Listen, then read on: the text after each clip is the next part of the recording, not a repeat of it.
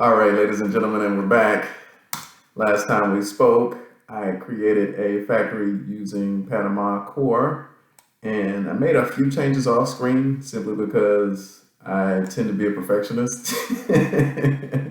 One of the things that I did like about how I was passing the client back from this command was the fact that in the previous video, I was passing the actual client itself on the payload and doing the service locator with the resolve and then implementing the iModel on the client. I just didn't really like that solution because, like I said in the previous video, the way that in this project, the commands are set up as singletons. And I actually recommend that commands in general be set up as singletons so that you could get the best use out of the object graph. So instead of creating a instance of the client and then essentially making the client inherit from the iModel interface, I basically took that off, and what I did here is I created a key value pair with the same of this import client key name. And if I found that based on the key for the factory, we found the district, I'm essentially saying passing the district name back. If I found the school, then I pass the school client name back.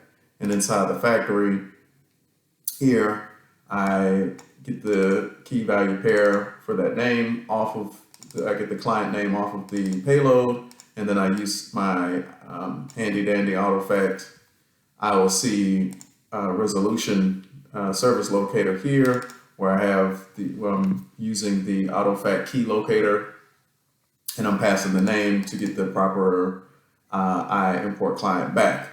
So now in the previous video, I didn't go through and generate the test because I wanted to kind of do a few things off camera, and then I also wanted to just create another video just to show how this can be tested using MsTest. So what we're going to do is we're going to go ahead inside of our test project. What we'll do is we already have this import client test already created, and inside of this we have and this is the Microsoft Visual Studio test class. We're using MsTest, and so we're also using the class initialize to initialize the IOC container and a few other goodies. So I wanted to scroll down to how we're doing the import client. As you can see in the registration, in order to get the keyed locator, we're basically doing this with filter attribute, and we're doing this for district. We also need to add one for school. So what I'll do here for the school client is go ahead and copy and paste that. We'll say school import, and then we'll just say school import. I'm using both because there are some situations where I'm doing the named from the IOC service locator, and then there's some where I'm actually using the attribute filtering. So that's why I have them both set up this way. And then, so the only other thing I have to add to this is the factory itself. So what I'll do is I'll add this here, and I'll say, I think it's called import factory, and I'll go ahead and do as import factory, import factory. We'll go ahead and set things up like so. So now we have the import factory set up, and so everything's been set up. I just kind of skimmed through some of this. The main thing that we see here is that I have the I validation and the commands being registered based off of the domain, the registered domain for the build. And so with an application build, just like in this test project, and a series of DLLs are generated, the actual location path of that domain is given to us by the runtime. We take that runtime, we load those assemblies, and essentially using reflection, register all of the commands on a common interface. we have several command types, so we're using iCommand, and then we're also using iCommand async. So now that everything's been set up for us, what I'll go ahead and do is collapse everything for us so that we can focus on this test. So what I'll do is I'll go ahead and create a new test, say async task, and can we retrieve a district client using our factory. And so I'll go ahead and build everything out. I'll go ahead and do for our factory. The great thing about Panama and the way that everything's set up using the interfaces is that we could actually use the actual commands instead of having to mock the commands. And the only thing that we have to mock is the data itself. We don't actually have to mock the commands because the commands are already configured and built to run based off of a collection of data objects. So what we'll do is we'll do service locator current.resolve. I'll go ahead and get the I import factory like so. And then what I'll do is I'll say factory, let's see, I'll say factory dot get import client, and what I'll do is result or client equals await get import client, like so. Something going on with this guy. What's the problem? We gotta generate the data. So the data looks something like this: import data on file equals new import file.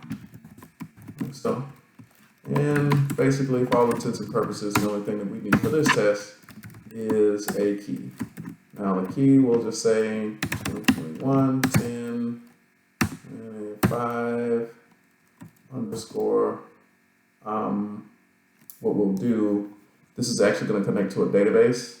So the database that it's going to connect to is, I believe, the local database. So what I'll do quickly is I'll open up the local database and I'll just run a new query, select from district, like so,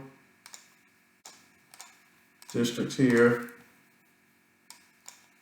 and let me say test district like so.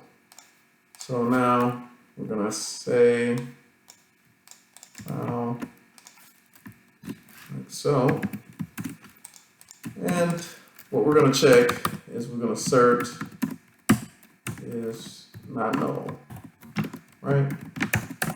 So basically, we generate the factory. We get the factory from the IOC container. We set up our file.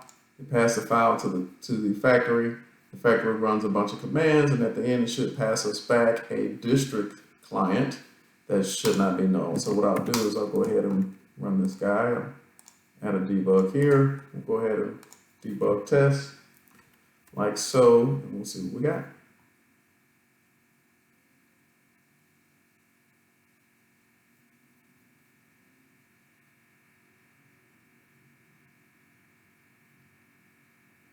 All right, so we got our factory. We're going to instantiate our file. So now I'm just going to step this. I'm going to just step each command just so that we can kind of see what happens. I'm going to go ahead and add my breakpoints. Like so.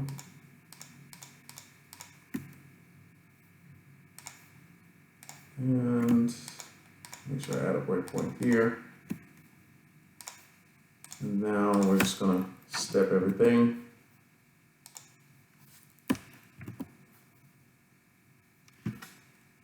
Okay, so now we got our file. This is our file right here. I'm going to say our file contains the right length. I'm going to do laster default. You get the right name. Okay, so we stick the name on the payload. We're going to come into this get district from database. Going to see if we can pull a district by that name. Just make sure that the name is set. It's going to do some stuff. Okay, we got our district here, right? And so we're going to go to the next command. It's going to do the same thing for the school.